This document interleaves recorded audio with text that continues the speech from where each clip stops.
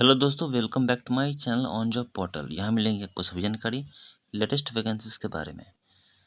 तो पिछले वीडियो में मैंने आपको बताया था कि बिहार लोक सेवा आयोग की तरफ से एक नई वैकेंसी निकली है, जो कि है बिहार सहायक शिक्षा पदाधिकारी का पोस्ट है, जिसमें कि मैंने आपको बताया है और फुल डिटेल्स के बारे में। अब इसमें बात करेंगे कि कैसे आपका सिलेक्शन होगा, यानी कि चयन प्रक्रिया क्या है ना। तो आइए जानते हैं। तो ये जो है ऑफिशियल नोटिफिकेशन है, जो कि मैंने पहले से यहाँ पे आपके लिए डाउनलोड करके रखा है। चलिए बात करते हैं। तो यहाँ पे बात करेंगे सिलेबस की और कितने परसेंटेज मार्क्स आपको लाना है। ठीक है। तो दोस्तों, चैनल पे नया, चैनल को सब्सक्राइब कर लीजिएगा, बेल आइकन को ऑन कर ले। ठीक है।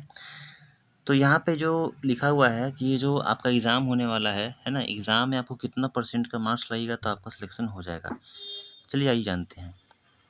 तो यहाँ पे लिखित परीक्षा में है ना, ये लिखा हुआ है 22/1/2021 है के अनुसार लिखित परीक्षा में शामिल सामान्य वर्ग के उम्मीदवारों को 40%, पिछड़ा वर्ग के उम्मीदवारों को 36.5%, अत्यंत पिछड़ा वर्ग के उम्मीदवारों को यहाँ पे 34% एवं अनुसूचित जाति जनजाति के लिए भी, ठीक है, और महिलाओं तथा निःशक्त दिव्यांग उम्मीदवारों को 32% न्यूनतम अर्हतांक प्राप्त करना है। मतलब कि मिनिमम क्वालिफिकेशन मार्क्स आपका यहाँ पे लिखा हुआ है।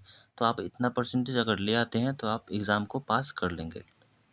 अब बात करते हैं लिखित परीक्षा के विषय पत्र, परीक्षा की प्रकृति क्या है, प्रश्नों की संख्या क्या होने वाली है और परीक्षा की अवधि क्या होने वाली है। तो यहाँ पे और कुल अंक, तो दोस्तों यहाँ पे लिखा हुआ है, दोस्तों देख सकते हैं आप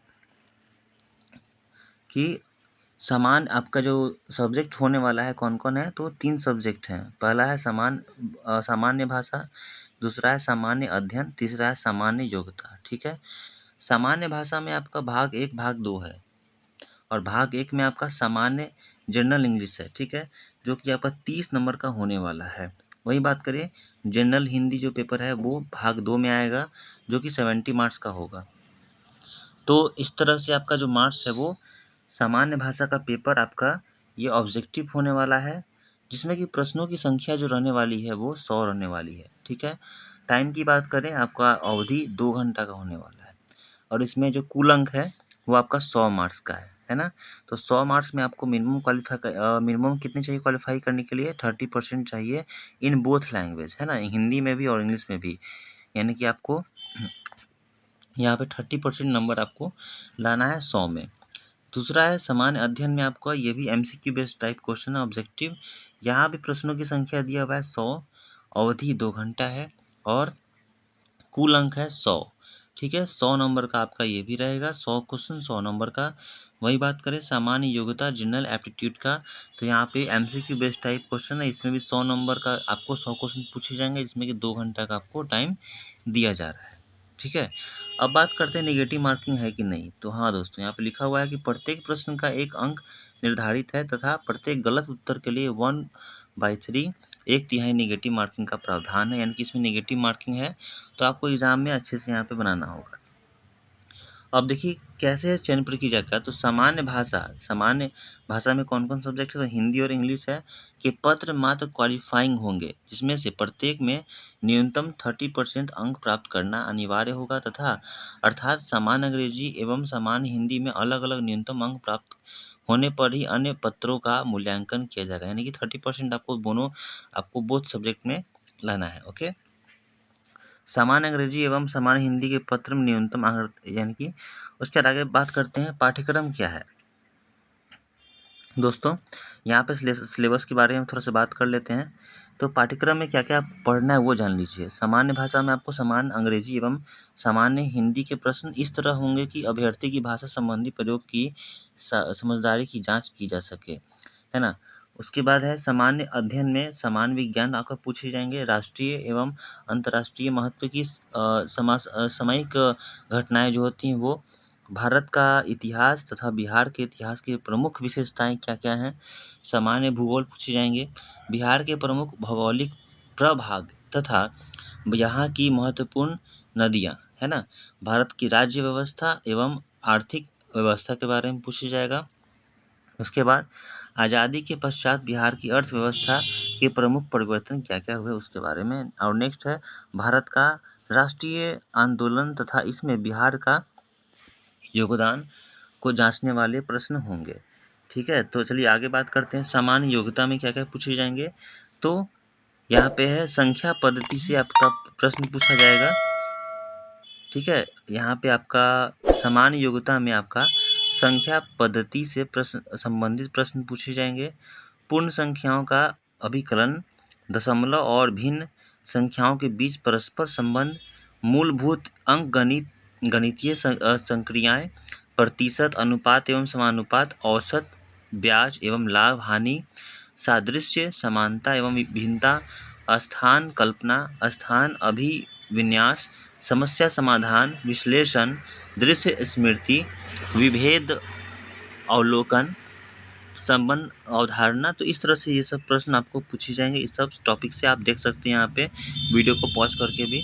उसके बाद लिखित परीक्षा के उपरांत दस्तावेज सत्यापन आयोजित की जाएगी। ठीक है, आपका जब एक ही एग्जाम होना है, एक ही एग्जाम दीजिएगा, उसके बाद आपका डॉक्यूमेंट वेरिफिकेशन के लिए बुलाया जाएगा। आपको जिनका जिनका सिलेक्शन होगा उनको बुलाया जाएगा, जिसमें अभ्यर्थियों को अपने ऑनलाइन आवेदन में किए गए दावा के अनुसार सभी वांछित प्रमाण पत्रों की मूल प्रति के साथ उपस्थित होना अनिवार्य होगा। ओरिजिनल डॉक्यूमेंट आपको ले जाना है वहाँ पे। नेक्स्ट है, अन्यथा मेधा सूची में सम्मिलित की नहीं किए जाएंगे। और मेधा सूची में क्या होगा, तो लिखित परीक्षा में प्राप्तांक अंकों के साथ क्या होगा, उसी के आधार पर आयोग अंतिम चयन हेतु मेधा सूची तैयार करेगा। जितना मार्क्स लगेगा रिटन एग्जाम में, उसके अकॉर्डिंग वहाँ पे यहाँ पे जो है सूची तैयार किया जाएगा। लिखित परीक्षा में प्राप्तांक समान होने की स्थिति में सामान्य अध्ययन विषय के प्राप्तांक के अनुसार मेधा क्रम निर्धारित होगा। यानी कि अगर किसी का सेम नंबर आ जाता है किसी भी कैंडिडेट का, तो उसके बाद क्या है कि प्राप्तांक के अनुसार मेधा क्रम निर्धारित होगा, है ना। लिखित परीक्षा एवं सामान्य अध्ययन विषय में भी प्राप्तांक समान होने की स्थिति में उम्र तथा उम्र में समानता होने पर देवनागरी लिपि में वर्णमाला के अनुसार नाम वाले उम्मीदवार को वरीयता दी जाएगी। यानी कि अगर मार्क्स अगर इक्वल हो जाता है तो वहाँ पे डेट ऑफ बर्थ के अकॉर्डिंग यहाँ पे किया जाता है, और उनको मतलब कि यहाँ पे ये उनको बेनिफिट मिल जाता है। ठीक है, और जिनकी वहाँ पे जैसे लिखा हुआ है यहाँ पे कि देवनागरी लिपि में वर्णमाला के अनुसार नाम वाले उम्मीदवारों को। ठीक है, तो अगर आपका पहला अक्षर ए है तो आपको मिल जाएगा। अगर आप सेम नंबर लाते हैं, अगर कोई बच्चा बी नाम से सेम नंबर लाया हुआ है तो उसको वरीयता नहीं दी जाएगी, ए नाम वाले को दी जाएगी। इस विज्ञापन के अंतर्गत लिखित परीक्षा हेतु पूर्ण मूल्यांकन का प्रावधान नहीं है। ठीक है, यानी कि अगर आपका एग्ज़ाम हो जाता है रिटन एग्ज़ाम, अगर आपको लगता है कि मेरा एग्ज़ाम का जो क्वेश्चन है सब सही था और कम नंबर आया, तो ऐसा कुछ है नहीं कि आप फिर से आप मतलब कि चैलेंज कर सके, ऐसा कुछ नहीं है। आगे बात करते हैं आरक्षण को लेकर। तो आरक्षण में आपको जैसा कि मैंने बता दिया था, ठीक है, कि क्या क्या है। आपको यहाँ पे जो भी मूल निवासी होंगे, जिस भी जाति से आप करते हैं, तो आपको वहाँ पे जाति प्रमाण पत्र उसके बाद आपका अस्थायी या मूल निवास प्रमाण पत्र आपको देना होगा।